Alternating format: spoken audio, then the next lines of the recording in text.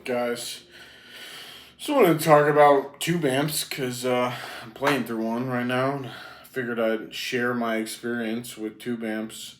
So I'm playing through my Blues Junior, which I talked about in my video the other day about this guitar. But talking about the struggles of tube amps, mainly experienced with Fender amps. I don't remember what the model name. Amp was kind of cool. Well, I mean, it was kind of shitty, but it was pretty cool. In the past, it was like a Line 6, but it was like a really old one. It was like the precursor to the like Axe effects. Like, I think that's what it is. Like the Line 6 or the whatever like modeler.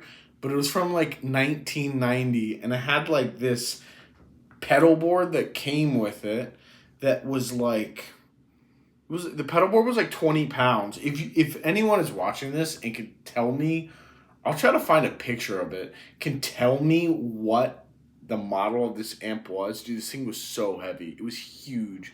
I think it had two speakers in it. It was like it was a combo, and it was huge. It was like maybe twin reverb size, maybe a little bit bigger, and it was like 60 pounds.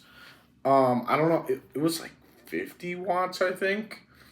And that thing came with a book like this thick of presets. It had like 100 presets built in, and you could make your own. Um, it was pretty. To be honest, most of the effects were fucking ass. But it had a pretty. To be honest, it had, or at least from what I remember, it had a pretty decent deluxe reverb sim. The distortion was awful though. I think that was like mostly what I played. There's a luxury reverb. I had a Spider. Obviously, these aren't tube amps. I had a Spider for a while, but now I have a deluxe reverb. And I have this guy, which I'm probably gonna sell. I like this amp, but the issue with this amp is that it is 15 watts, and it is like doesn't have much bass.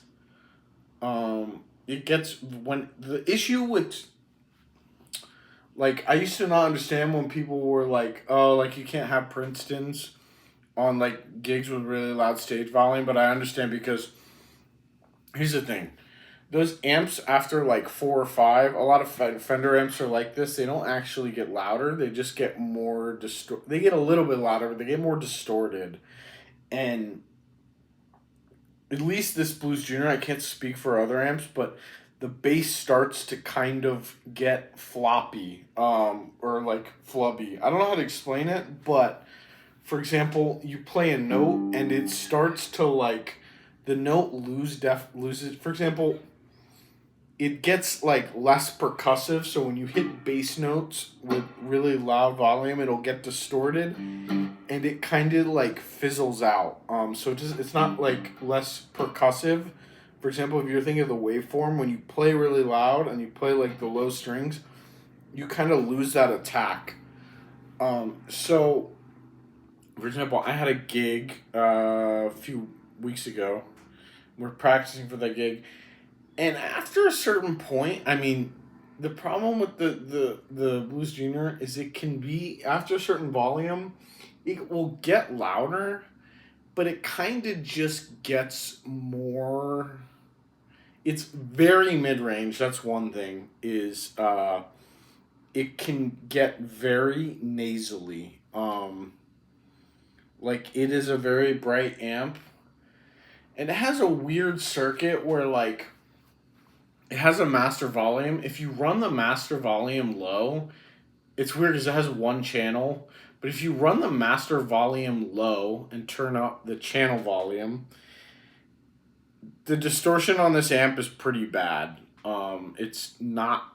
It's very like nasally and mid-rangey and like not boxy, but it's kind of funky.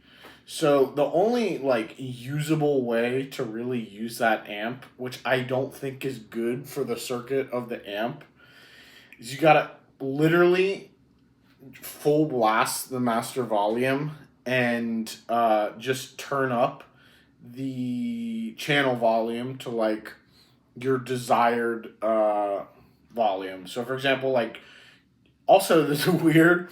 The knobs on that amp, they go to 12. I know some Fenders do that, but it's kind of funny. Um, I think that's where the it goes to 11 thing comes from. I'm pretty sure that Fender did that before Spinal Tap came out. But anyways, on that amp, you kind of have to turn the volume up. Usually when I'm playing by myself in my house, I crank the master and leave the channel at like 2 or 3, and it's still pretty loud. When I play with other people, I have to turn it to like 4 or 5.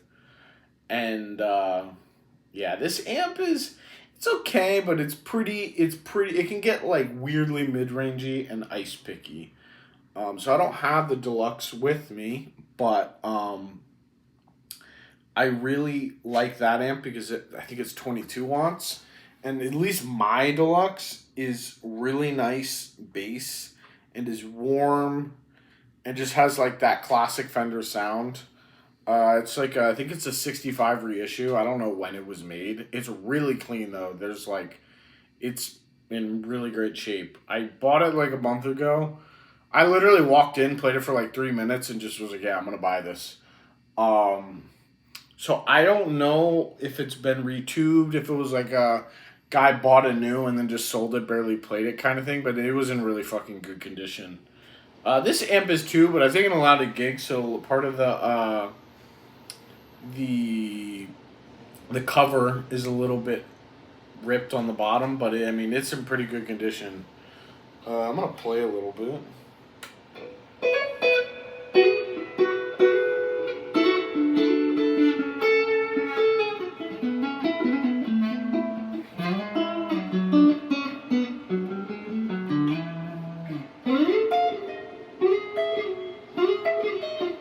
Oh God.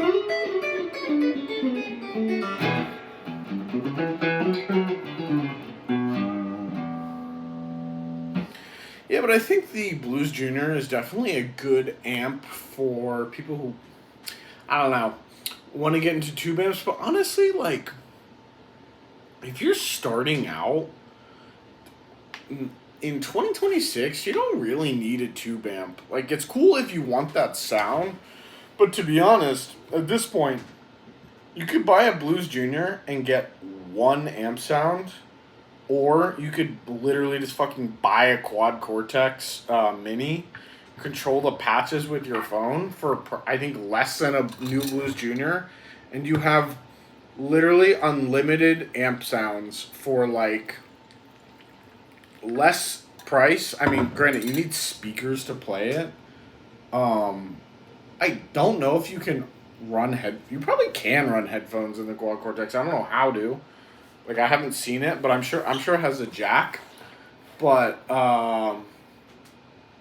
you need a speaker or a cab. Like you need, but like $500, or even like one of the cheaper modelers, like the Tone X or one of the Line 6. Like I probably wouldn't get a tube amp as my first amp in 2026, just because modelers are so good, especially if you're not like doing serious gigging or practicing. It is so good, or just using an interface on your computer. I find though that when you use an interface on your computer, it's really hard to get the same like tactileness as playing through like a good amp. I won't even say tube amp because I played through a lot of good, great solid state amps. But there's something about you don't get that like. There's a feel thing that you miss when you play through like into plugins on your computer. At least for me.